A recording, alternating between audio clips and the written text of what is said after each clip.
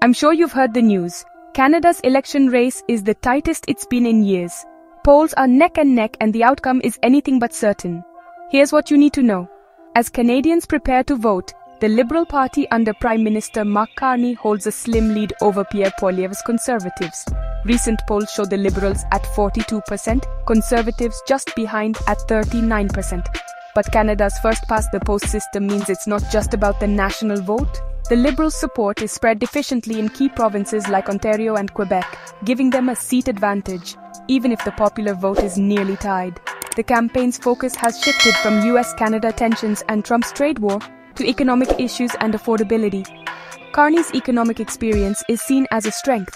Despite a decade of Liberal rule, Carney is viewed as a fresh face, holding support even among some voters wanting change. Most analysts say it's the Liberals' race to lose, but in an election this tight, every vote truly counts.